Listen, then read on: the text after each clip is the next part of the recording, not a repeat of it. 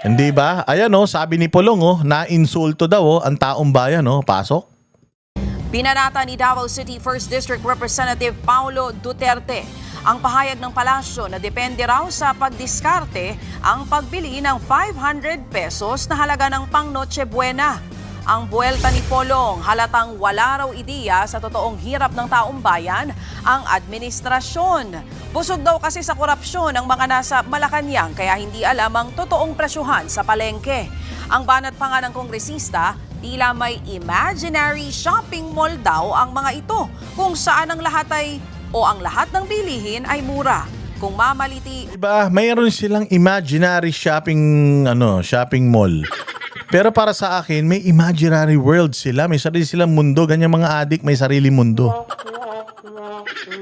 O, tama yung sinabi ni Pulong. mamaliitin lamang daw ang paghihirap ng mga Pilipino. Yun, dina-downplay nila, minamaliit talaga nila ang paghihirap ng mga Pilipino. Noong nahuli natin sila, doon sa kanilang pagda-downplay, anong sabi nila? Hindi namin dina-downplay. Bobo lang kayo talaga.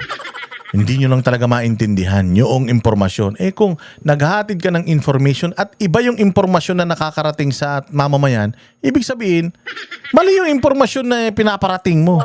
Hindi ka ibig sabihin, hindi ka effective na spokesperson.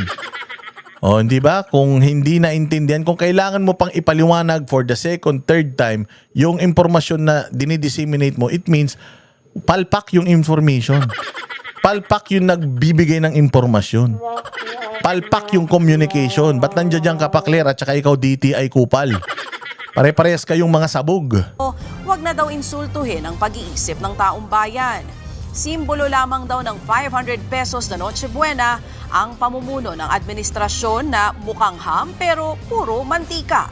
Mukhang keso pero puro hangin lamang naman. Yan yung sinasabi natin na this government thinks, ikaw pag addict ka, ganyan. This government thinks, I would say, I will echo yung sinasabi ni Aimee na addict ang presidente. Kung addict ang presidente, yung gobyerno niya addict. So yung addict na gobyerno, ganito ang tingin. Maganda Pilipinas, maunlad ang Pilipinas, walang krimen na nangyari sa Pilipinas, walang reklamong mga Pilipino, maayos, ganun ang tingin nila. Pero pag tiningnan mo yung mga yan, ngiwi-ngiwi, bulok-bulok na ipin ng mga yan, ang babaho niyan, yung mga adik, ganyan eh. Kala nilang pogi-pogi nila.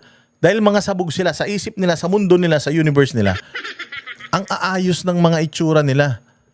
Maayos sila. Pero kung yung talagang tao na nakakakita sa kanila, kitang-kita mo na yung manifestations ng bisyo nila.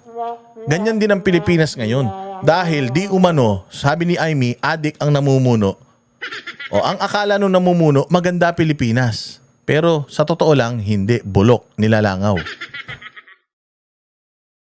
Nag-ugat ang usapin na yan matapos igiit ng Department of Trade and Industry o DTI na sapat na po ang 500 Iginiit nila matapos na igiit ng DTI. Igiit na sapat na. Yun ang ng balita eh.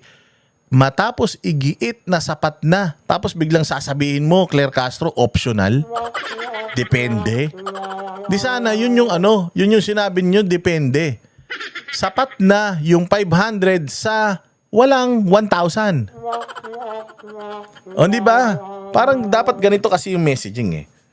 Magkano pera mo? 500. Noche Buena. 500 lang pera mo. Tutulungan kita. Tutulungan kita na yung 500 mo kahit papaano makakain kayo ng mas maayos-ayos. Ano yun? Paano? Bumili tayo ng 5 sardinas. Lagyan natin isang balding tubig. Tsaka miswa na pagkarami-rami. Pwede na yan. I mean, kung ganon, hindi eh. Kayo nag-budget eh. 500, bawat Pilipino. Kasya na yan. O iba yun eh. Iba yung pag-deliver ng message. O versus, para sa mga Pilipino na walang 1,000 pesos, kasi talaga, ako magbabudget ka ng normal na Noche Buena, 1,000 to 2,000 pesos. Noche Buena ito eh. Yun ang gagastusin mo. Pero kung wala kang 2,000, wala kang 1,000, meron ka 500 lang. O ito ang option ninyo. Sa mga 500 lang ang pera. Ito, pwede na. O di ba? Ganun dapat ang information na dinideliver ninyo, hindi yung para sa Noche Buena, 500 pesos, sapat na. O, anong ibig sabihin? Kung ako makakarinig nun, ha? Tangina mo, may 1,000 naman ako eh. Magbibigay ka ba 500 para sabihin mo sa akin na sapat na yan? Hindi ka magbibigay ng 500 eh. May 1,000 ako, may 2,000 ako. Di gagastusin ko tong 2,000 ko. Di ba? Mag-aalma ka eh. Ang ina tong mga taga-gobyerno talaga parang mga ulul eh. Ang piso para sa Noche Buena para sa isang simpleng pamilyang Pilipino. Di ba? Kupal talaga eh. Ang ina ninyo, mga magnanakaw talaga kayo, mga pahirap kayo sa Pilipino eh.